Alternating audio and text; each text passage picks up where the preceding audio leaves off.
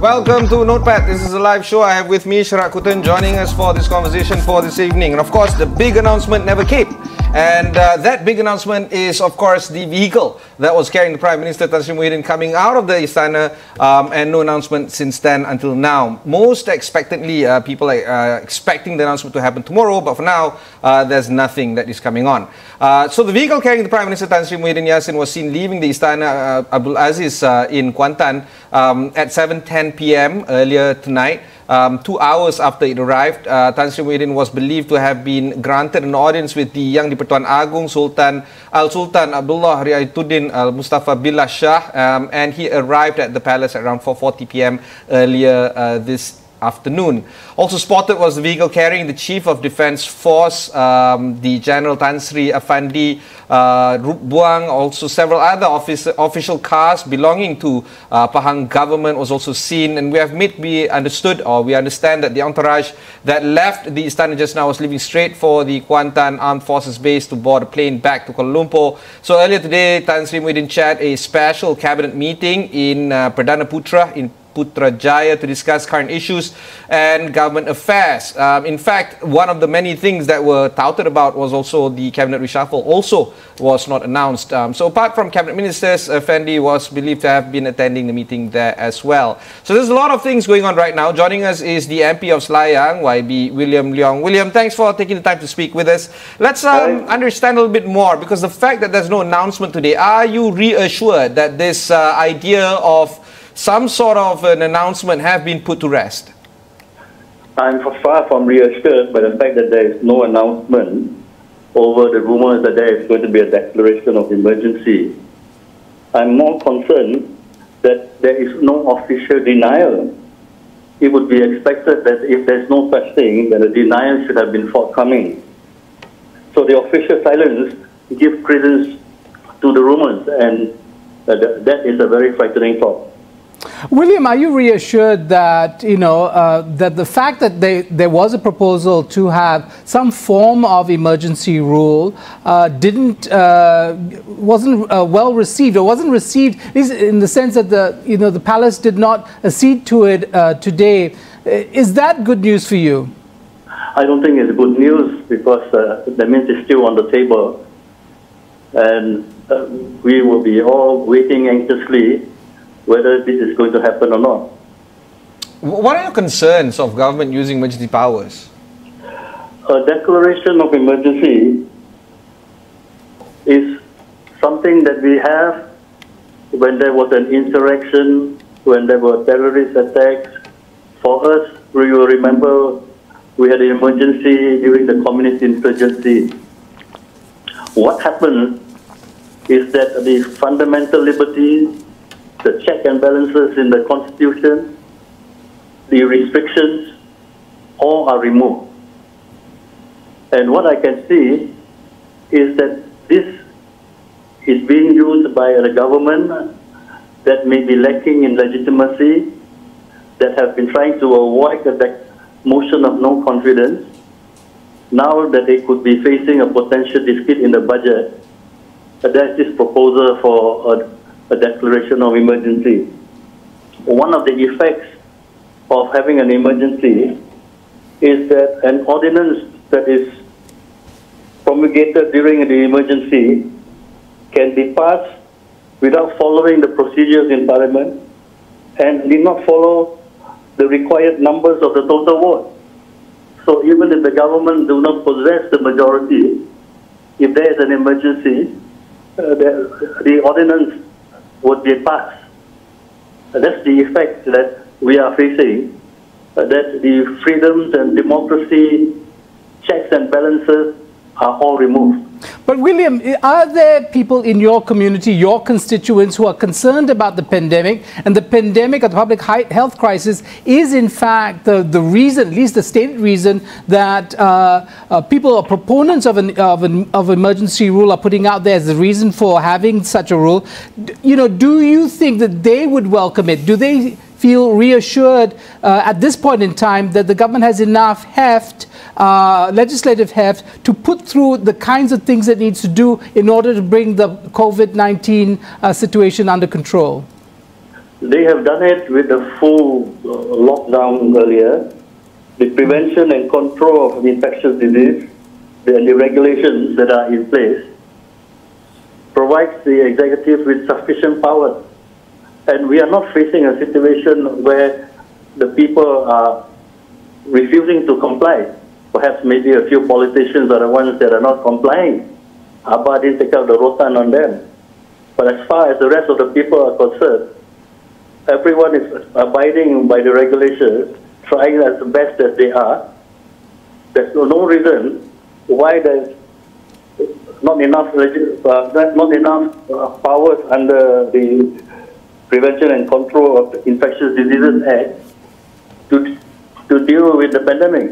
William, do you think, and speaking to your colleagues in Parliament, both on your side of the aisle and across the aisle, do you think there is support for this idea of emergency rule, whether it's full emergency, rule by decree, or some partial form of it, and it's coming under this expression, an economic emergency? Do you think anybody is persuaded in Parliament of this argument? From what I can see in the chat groups and the messages that I have been receiving, no reasonable person is in favor of having this emergency. Including MPs from the government side, government backbenchers?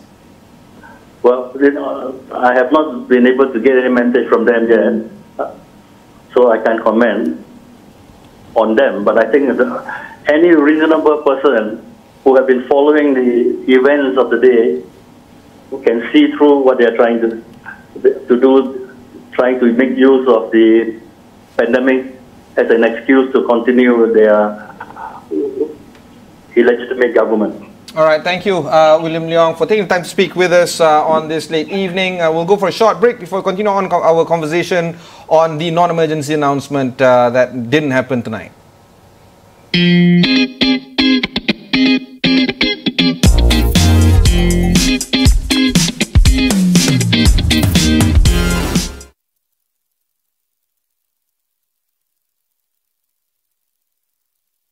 Perang COVID-19 masih belum berakhir. Pastikan setiap langkah berjaga-jaga diamalkan, termasuk kebersihan tangan, pemakaian pelitup muka dan penjarakan sosial. Marilah kita sama-sama hapuskan virus ini sepenuhnya. Ayuh berdisiplin. Seperti mana kita semua tahu, virus COVID-19 masih aktif. Sebagai peringatan, amalkanlah penjarakan sosial, kurangkanlah aktiviti kunjung-mengunjung. Keluar bila ada urusan penting sahaja. Kita semua mampu melakukannya dengan disiplin yang tinggi. Perang COVID-19 masih belum berakhir. Pastikan kita sentiasa berdisiplin dalam mengelakkan 3S, iaitu kawasan yang sempit, sesak serta tidak sembang dalam jarak yang dekat. Mari kita sama-sama menjaga disiplin kita, hapus COVID-19. Lakukan yang terbaik setakat ini. Tetapi perjuangan kita masih belum selesai. Kita perlu berhati-hati untuk menjaga keselamatan diri bersama-sama. Pakailah pelitup muka, cuci tangan dan bila di luar, jaga jarak yang selamat. Dalam melawan wabak ini, jangan ambil mudah dan jangan alpa.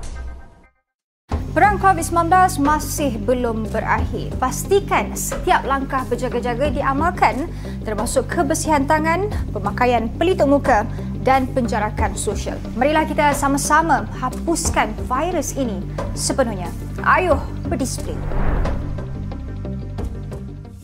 Seperti mana kita semua tahu, virus COVID-19 masih aktif. Sebagai peringatan, amalkanlah penjarakan sosial, kurangkanlah aktiviti kunjung-mengunjung. Keluar bila ada urusan penting sahaja. Kita semua mampu.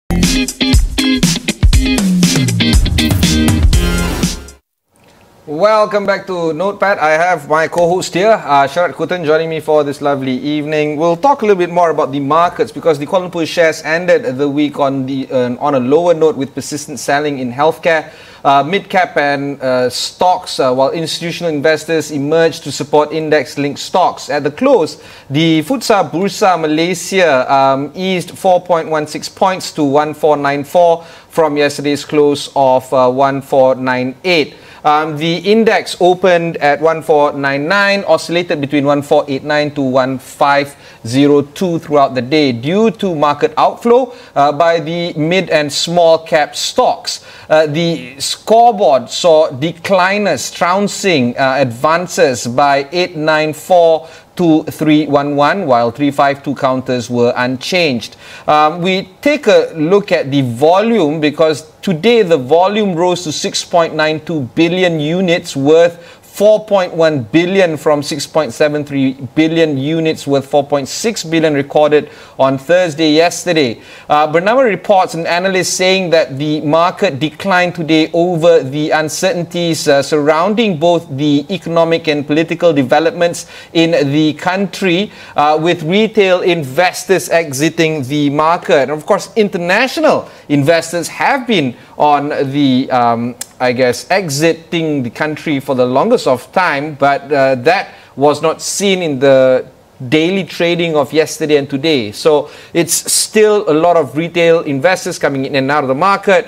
What we are worried right now is, of course, the investors per se and how they will react towards the announcement that is expected to take place tomorrow, and whether or not the markets are going to even be open on Monday. Sharaad, what do you think of all this? Well, so I'm very interested in your assessment of, of the market movements, whether the volatility there, high volumes, as you mentioned, reflect the volatility in our political situation. I think there's a lot of volatility involved, but at the same time, I don't think that the markets should stop, because at the end of the day, it's all about managing the situation right now. Okay, so that's an interesting thing, because there's a lot of talk about how this government or proponents of emergency rule would try to frame or spin or, massage the message of an emergency. So not to use the terms that we've become used to, reflecting on the 1969 emergency of, in sort of to ease alarm by saying this is going to be an economic emergency. Targeted at the pandemic, but largely keeping everything intact, especially the economic life of the country. Do you think that will reassure investors, especially foreign investors in the country? No, because at the end of the day, foreign investors will look at the rule of law. Foreign investors will want stability in the government, and foreign investors want to make sure that if things go to court, and things do go to court, can the court be fair and trustworthy despite who the government of the day is. And because of that uncertainty that is currently happening right now, I doubt that foreign investors are going to look at this in a positive light. Now, bear in mind, this Monday, there's going to be a big IPO by Mr. DIY. And Mr. DIY is in a problematic situation right now, because a lot of punters are saying that they are not going to do well this year because they have a lot of retail outlets, and a lot of retail outlets generally don't do well in this pandemic. But at the same time, because of the excited nature of the business, people are still betting on it. So there's a lot of pro and con that is going to happen with Mr. DIY in the IPO that's happening this Monday. But assuming that the announcement of an emergency takes place on Saturday, what will happen to the markets on Monday? Will it still be business as usual? What will happen to IPOs like Mr. So DIY? I want to pose you this question. Now, one of the stories that came out about the possibility of an emergency rule in Malaysia was that the reason would be to allow for the budget to be passed without any kind of opposition. One of the concerns was when Parliament opens on the 2nd of November, there was discussions about the budget, that budget would not pass because there would be a vote, it would be voted down. Yeah. Now, with an emergency decree, you'd have the executive essentially being able to push that through. Would that be good for markets? Are markets looking to budgets, to the state, to help businesses, to help workers, put money into the system? Would that be good news for businesses? Still no, because at the end of the day, we want to look at the stability of not just the market, but the country that the market is operating in. Say, for instance, right, why investors like China. They like China because there is stability and continuity in government. Now, they have no democracy there, everybody understands it, but because of the fact that that has been the operational system that it has seen over the past 6 decades, there is consistency there and investors like it. Why people shun the American markets these days is because of the instability in the White House, but at the same time, some indexes and some stock exchanges like the Nasdaq has been outperforming, and the reason is because there is stability and continuity there. So can we say that there is stability and continuity in the Malaysian, I guess, governmental system, and can that stability seen be transferred into Bursa Malaysia? Okay, so that brings us to the crux of the matter, Ibrahim. Is the problem that this government is facing today, the Perikatan Nasional government, is the challenge a public health challenge, or is it a political stability issue?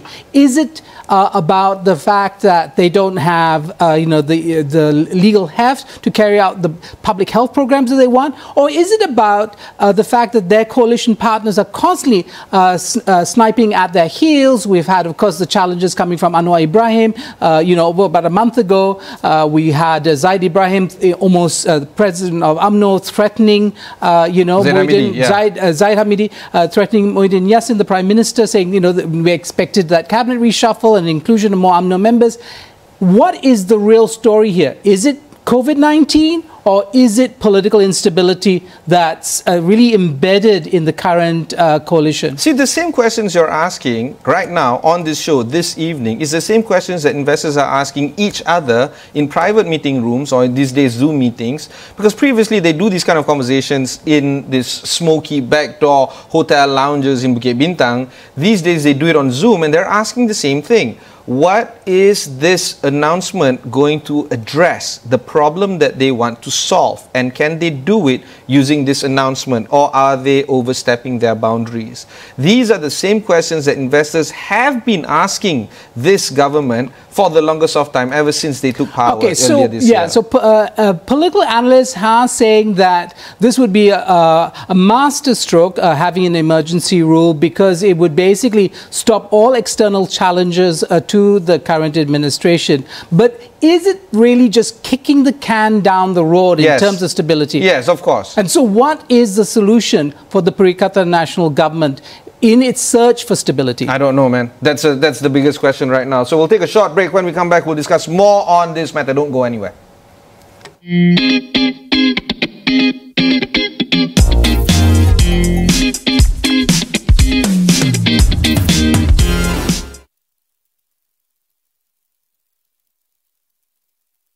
The SOPs in place so that we can break the transmission. Follow the 3 C's. Avoid closed conversations, avoid crowded spaces, and avoid confined spaces. We can beat this together. The war on COVID-19 is not over. We should not take this lightly. Let us ensure all steps are taken to avoid the spread of the virus, be it social distancing, hand hygiene, and wearing of the face mask. It's a new norm. Let's not slack. We can do this. We've done great so far, but the fight is far from over. We need to be vigilant to keep ourselves and others safe. Wear a mask, wash your hands, and when you're out, keep a safe distance. In fighting this virus, we can't relax, so don't be lax. We all know the war against COVID-19 is still on. It is our responsibility to adhere to all the regulations set by our Ministry of Health. We are in the era of a new norm. Face masks, social distancing, and also hand hygiene are just basics. We can do this together, and let's not take it easy. 19 is still out there. Let's do our part in following the SOPs in place so that we can break the transmission. Follow the 3 C's. Avoid closed conversations, avoid crowded spaces, and avoid confined spaces. We can beat this together. The war on COVID-19 is not over. We should not take this lightly. Let us ensure all steps are taken to avoid the spread of the virus, be it social distancing, hand hygiene, and wearing of the face mask. It's a new norm. Let's not slack. We can do this. We've done great so far, but the fight is far from over. We need to be vigilant to keep ourselves.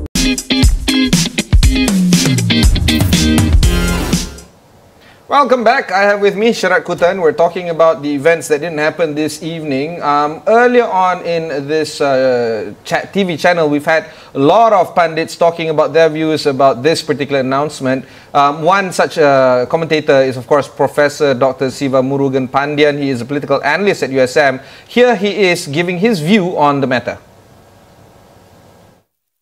Selalunya darurat itu digunakan pakai apabila kita merasakan mahu satu kuasa yang lebih besar untuk memerihalkan kedudukan keselamatan, ekonomi, politik yang mungkin berada di luar kawalan.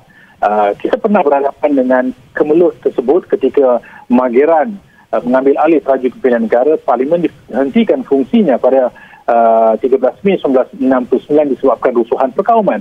Ketika itu darurat dianggap satu langkah yang paling besar, dahsyat diambil supaya kita dapat mengawal, meredakan keadaan yang tidak menentu dan juga hubungan antara etnik yang dianggap keterlaluan dalam suasana seperti itu.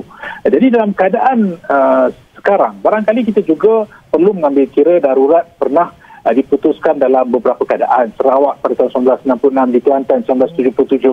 Kita juga pernah melihat darurat bencana misalnya ketika berhadapan dengan keadaan jerebu yang berterusan. Bermakna darurat itu besar implikasinya, tetapi ia juga diguna pakai dalam kes-kes tertentu untuk membolehkan adanya kuasa yang besar kepada eksekutif untuk melaksanakan ataupun mengambil langkah drastik. So that was Dr. Siva talking about the different types of emergencies that have been declared since Malaysia was created. Sharaad, that's the idea here. When we talk about emergency, people tend to harken back to 1969, and there were literally communists shooting at us before that even. And then, of course, in 1969, when there was severe racial riots, people literally died on the streets. Then he contrasted it with different types of emergencies. Things like in Sarawak, the political crisis that happened there. Things like the haze, that was a disaster, a natural disaster that was called an emergency.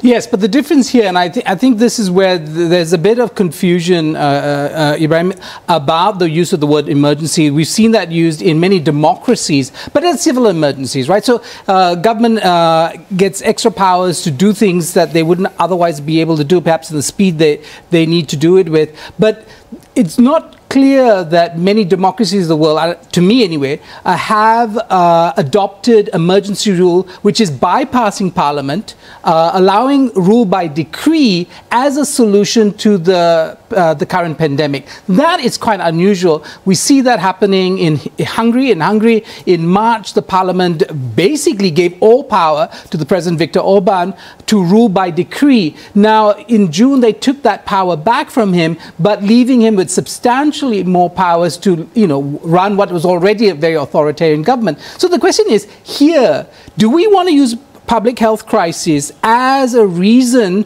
to suspend parliament, to allow rule by decree? As you know, William said earlier, the MP from Selaya, the Prevention and Control of Infectious Diseases Act itself is enough. In fact, many lawyers have weighed in and said it's not being used to its fullest extent. So why use emergency rule in order to solve that problem? It's kind of overkill and so on and so forth, I think is the argument that's being made. All right, we have another clip here from Professor Dr. Sharaad. She's the incumbent of the Institution of Malay Rulers Chat, UiTM. Let's hear what she has to say. Tetapi apa yang berlaku di Kelantan 1977, berlaku di Sarawak, ia adalah perselisihan politik. Jadi ia untuk menyenangkan pentadbiran negara atau pentadbiran negeri pada ketika itu. Jadi kita tidak perlu buta tentang darurat, ia tidak seumpama 1969.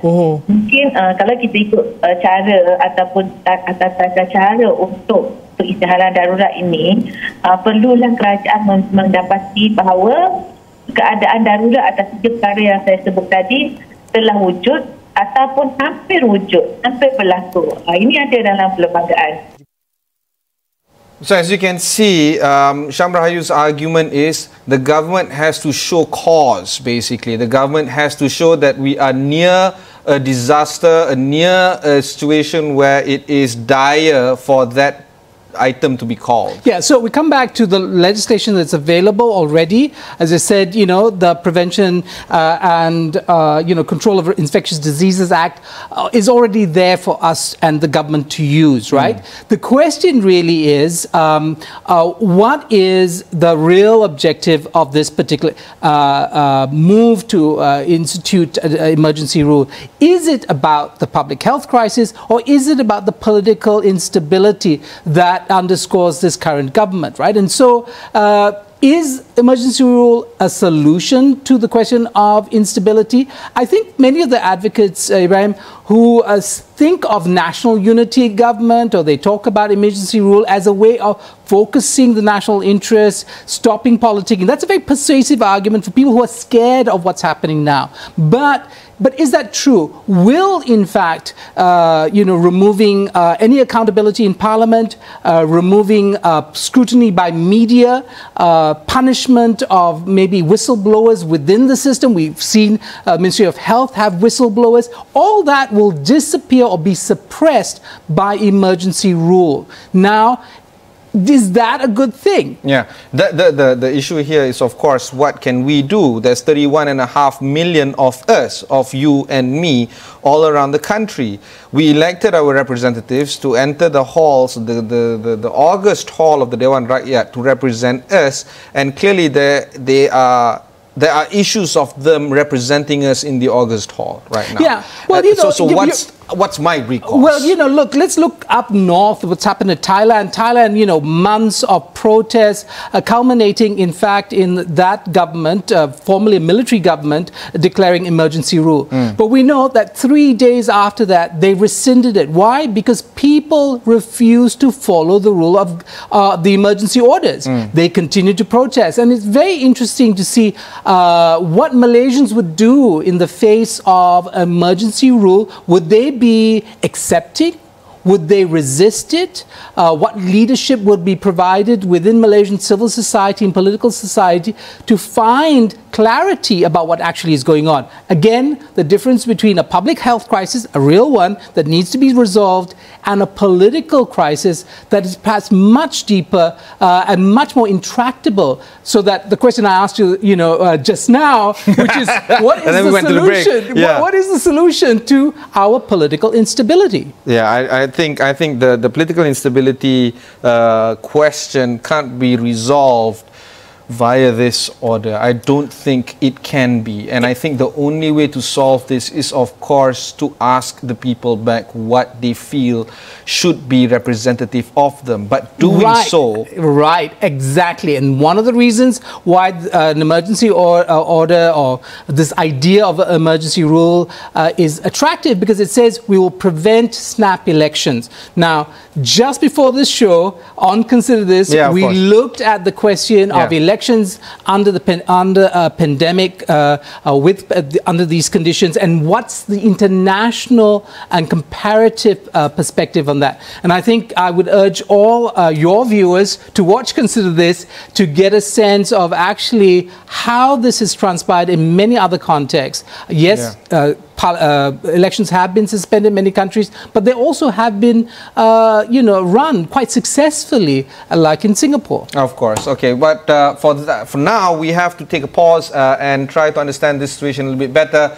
Do expect big announcements to take place tomorrow or the day after. And there's plenty of news and breaking news that will be brought to you on this channel, on Astro AWANI. So do stay tuned to us. Follow us on all our social sites, and ensure that you guys keep yourselves abreast with the verified news right now that can only be found on our channel. Don't trust the uncles and aunties of WhatsApp that forwards you stuff on WhatsApp. Please don't do that. Yeah. Well, for now, thanks, Sharaad, for taking the time to speak with us this late in the day. Yeah, well, always a pleasure. Remember, watch Consider This. Yeah.